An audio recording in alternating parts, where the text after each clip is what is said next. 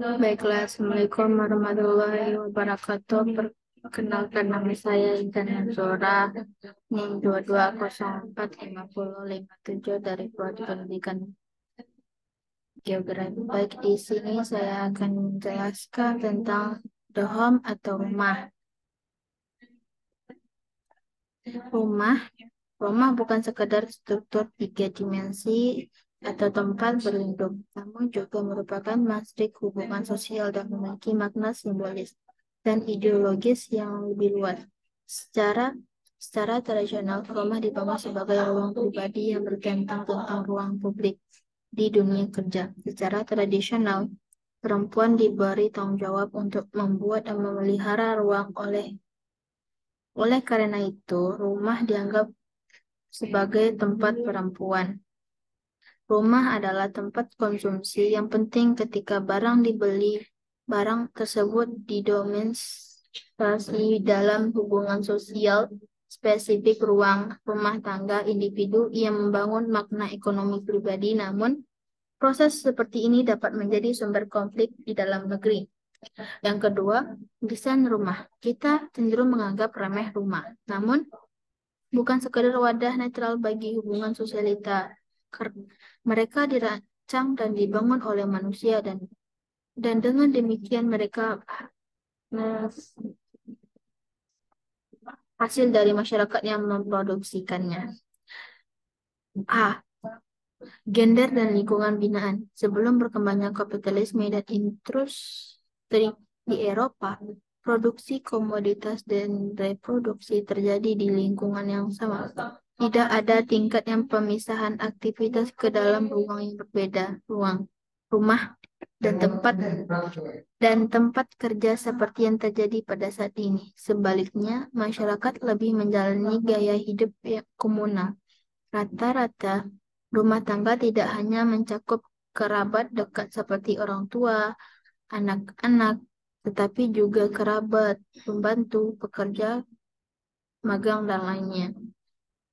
B. Kritik terhadap pekerjaan mengenai gender dan perumahan. Studi mengenai gender, desain perumahan, dan struktur tata ruang kota memainkan peran penting dalam perkembangan geografis feminis pada tahun 1980-an. Secara khusus dengan menyoroti konstruksi sosial masyarakat sebagai laki-laki dan swasta sebagai perempuan, dan menunjukkan bagaimana rumah dianggap sebagai ruang utama identifikasi perempuan dan pekerjaan sebagai ruang utama laki-laki. Yang ketiga, arti rumah. Rumah bukan hanya sekadar lokasi fisik, tapi juga matriks hubungan sosial. Ini adalah lokasi di mana kehidupan rutin kita sehari-hari dimainkan. Tidak mengherankan jika rumah kita mungkin lebih banyak dibandingkan lokasi geografis lainnya, memiliki pengaruh yang besar terhadap waktu, sumber daya, dan emosi kita. A. Kepemilikan perjalanan hidup makna rumah. Dalam beberapa hal, makna rumah tidak tergantung pada kepemilikan. Namun, dalam beberapa hal, makna rumah didasarkan pada kepemilikan tersebut. Peter Saunders, 1989, berargumentasi bahwa penyewa lebih cenderung tinggal di suatu lingkungan lebih lama dibandingkan pemilik yang menghuni, sehingga rasa kebersamaan mereka di rumah seringkali terikat dengan komunitas lingkungan. Yang keempat, pengalaman di rumah. Tema umum mendasari bahwa makna rumah yang diuruti di atas adalah gagasan di rumah ini adalah tempat positif, sebuah sentimen yang dicontohkan oleh pepatah populer bahwa rumah adalah surga atau benteng. Namun, pengalaman nyata masyarakat rumah tidak selalu sesuai makna ideal. Yang kelima adalah moral ekonomi rumah tangga. Rumah adalah fokus dan poros konsumsi.